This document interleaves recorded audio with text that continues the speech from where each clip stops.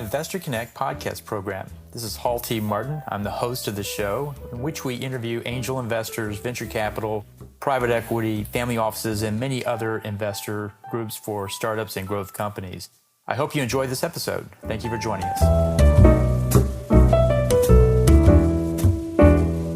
Well, hello, this is Hall Martin with Investor Connect. Today we're here with Bob Minuzzi of UMANA. Bob, thank you for joining me. Thank you so much for having me, Hall. So what was your background before investing in early stage companies? What did you do before this? Well, I've been very entrepreneurial my entire life. I kicked off my career when I was 16 and I was in the fashion industry back then. So I had a multi-brand store. Then I became a fashion designer, understood how challenging it is to first to build a business, but I was back in Brazil. So also how challenging it is to not be venture backed and not have any investors and expertise helping you out. And then also the whole challenge of working capital and how you manage when you are getting line of credits or loans.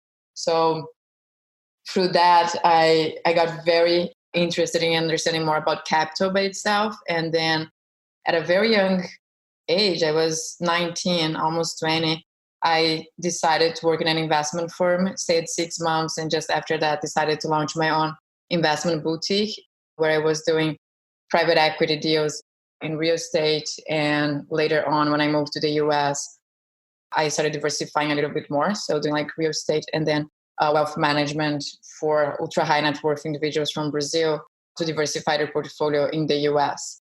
And that's when finally I got to the angel investments and the venture capital world. Was just like a piece of the puzzle that I needed to deploy some sort of capital from their wealth on that sector. And that's when I fell in love. The more involved I got to venture, more excited I got. And of course, working with entrepreneurs, especially scalable business that we have here, it's fascinating for me.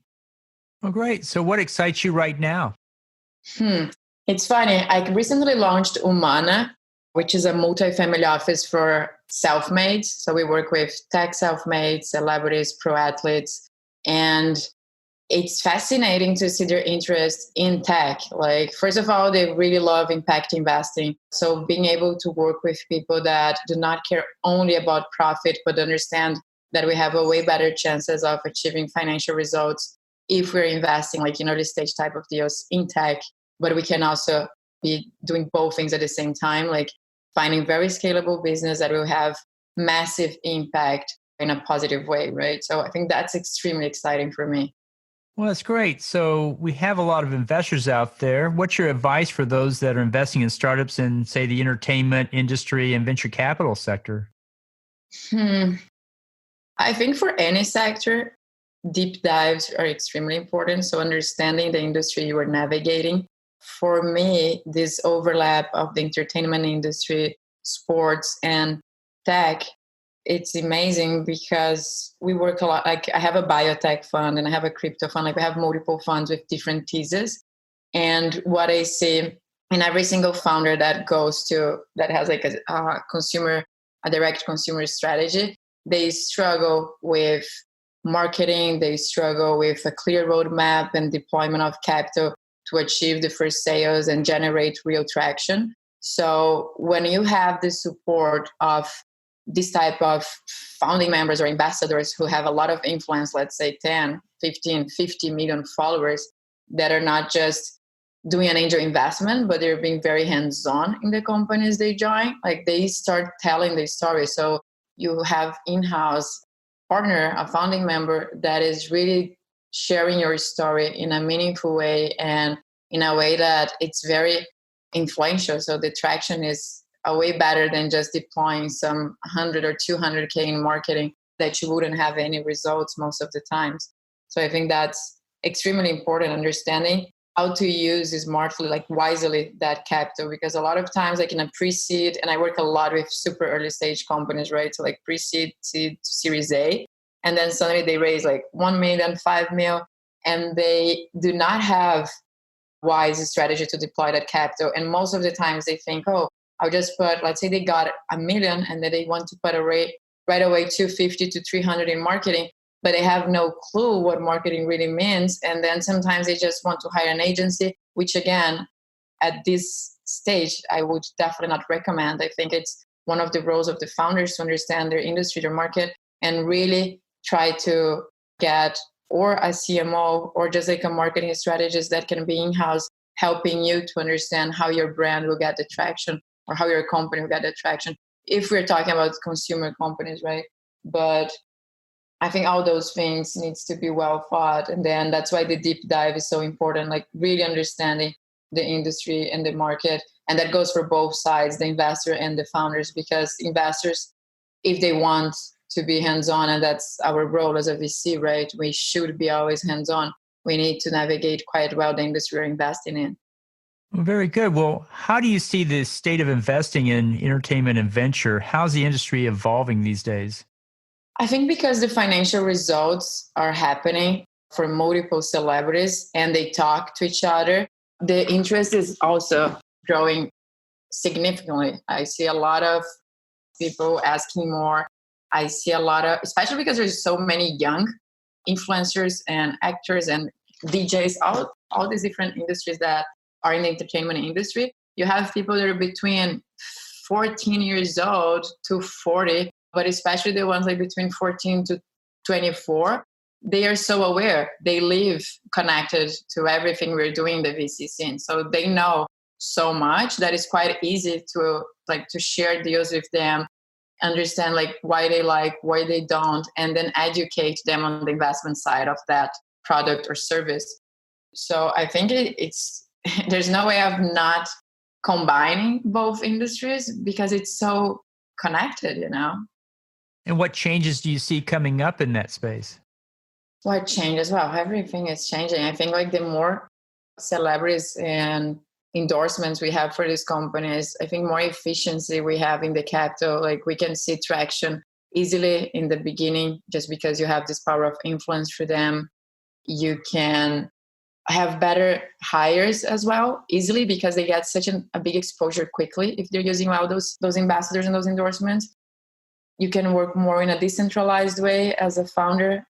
You can have so many efficient teams all over the globe just because of this endorsement that got you exposed to different markets. And I think that's amazing because especially like for us in Silicon Valley, the structure is so expensive for most of these companies. And until they get to a Series B, I would highly recommend if they can have like remote structures to do so. So even that, it's extremely helpful. Wow, there's so many points. So, what is your investment thesis for this sector? What exactly do you look for in startups that are in this space? It's more like matchmaking, I would say. We have a very expressive deal flow. So first from the deal flow, we try to map from that what would be an interesting fit for our clients. And we call them family members. We don't call them clients, but what would be the most important ones for them? See if they would really engage. I think the main weakness in this industry is that a lot of celebrities, they don't know much about how venture capital works. So they don't understand like the pre-seed, the seed, the Series A, like how that equity is growing over time and why would it be better for them to get equity instead of only getting another cash payment to endorse the company. And as they understand that, they get way more committed. And I think that's why the matchmaking is so important, because if you only introduce a company to your client or your investor because they can make like short-term gains, I think they cannot really engage with the proposal of the company and understand how much that founder is working to succeed. And I think that's key. A lot of times I see these connections happening, a lot of VCs bringing celebrities to endorse a portfolio companies, and the celebrities are not engaged. Like it really needs to come from their heart because they have so much going on. If you don't have that type of real click, they will do like 2 posts. They will not talk about it. They will not use the product. And then it's just such a bad strategy for both sides. Can you talk about 1 or 2 companies that they've funded that you can say that's a good example of the kind of deal that this group wants? Yes, I guess one of the founders that is doing an amazing job with this, and that we have one of our family members investing, is Blue Land. Blue Land is 100% impact investing. They develop this new tech, and they have a lot of patents, so like amazing potential of growth. And Sarah, she, besides being on Shark Tank, and she got a few of the sharks on board, she created before the episode a great strategy with a bunch of celebrities who use the product and love it. And I think that's a killer strategy. She really went to the ambassadors that care about ocean, that care about the planet, and talked about her product, talked about herself, even, of course, like she's a woman. So also talking about gender equality for investors who care about that, like us. It was just perfect. Like everything makes sense. We want to talk about this company all the time.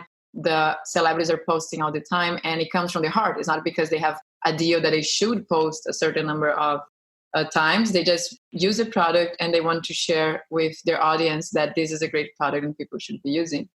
Well, it's great. Well, you see a lot of startups out there. What are the challenges startups face today in running their business? Are there regulatory or technical challenges that seem to be the biggest issue for them? Wow, because I work in cannabis, biotech, multiple industries, I think each industry has its own challenges. Anything in biotech that goes through FDA can take forever.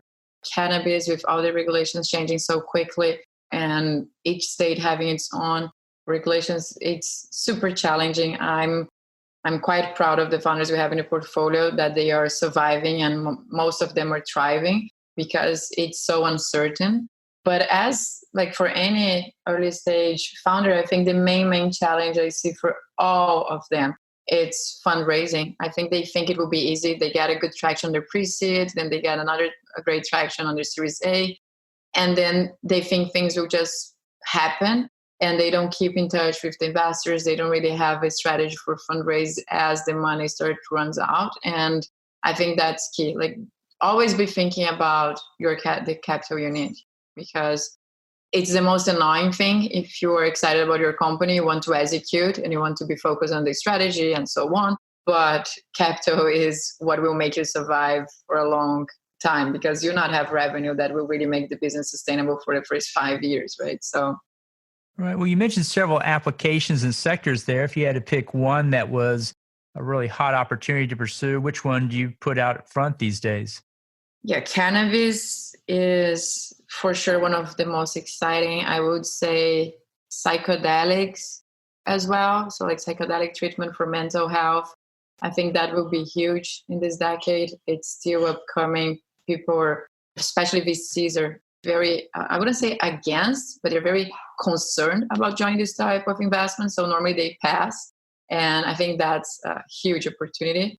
And finally, I think, let's say I have one portfolio company called Queen. It's audio porn for women. So like sex tech and femtech. I think that's huge, especially because most of the investors are men. It's so tricky for women founders to show up in a pitch meeting and present their like audio porn startup that is focusing women audience, but it's a huge market, and women are, of course, we all know, like we're getting so empowered and so aware of ourselves, and we just want to do everything we were supposed to be doing and talking about it out loud. So I think all those taboos type of subjects will be huge for in the women sector. Very good. So in the last few minutes that we have here, what else should we cover that we haven't? Let me see. I think we didn't talk much about like the investment thesis and how to structure a fund. If you have like a good audience of investors, of VCs, not only angels, I think structuring a clear thesis is super important. I see a lot of VCs having such broad investment focus, and that's really hard to deploy wisely and to create a good network of co-investors and express expertise, especially if you're like emerging manager, like small funds, fund 1 or 2. I would highly recommend having clear thesis. And if you have a lot of, I don't know if there's a lot of family offices in the audience, but if they are there, that's super important, because especially family offices, they show up to meetings with tech companies and they don't really understand the power of being VC backed and like how this club works and how important it is to have these co-investors and opening allocation for them instead of taking over the entire round just because you see the opportunity. Like we all collaborate because it's important. It's not because we don't want to take the entire piece of allocation we have. It's just because we understand that we need each other to make that company succeed. And I think that's extremely important for the upcoming VCs and family offices navigating this industry. That's a good point. Well, how best for listeners to get back in touch with you? So I would say my email, it's ba at UMANA, UMANA.family. And LinkedIn or my Instagram, I'm very active there too. Well, very good. We'll put those in the show notes. Thank you for joining us today and hope to have you back for a follow-up soon. That's awesome. Thank you so much. This is great. Investor Connect helps investors interested in startup funding. In this podcast series, experienced investors share their experience and advice. You can learn more at investorconnect.org.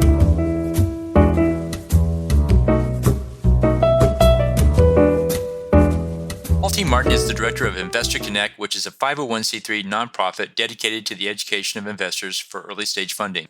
All opinions expressed by Hall and podcast guests are solely their own opinions and do not reflect the opinion of Investor Connect.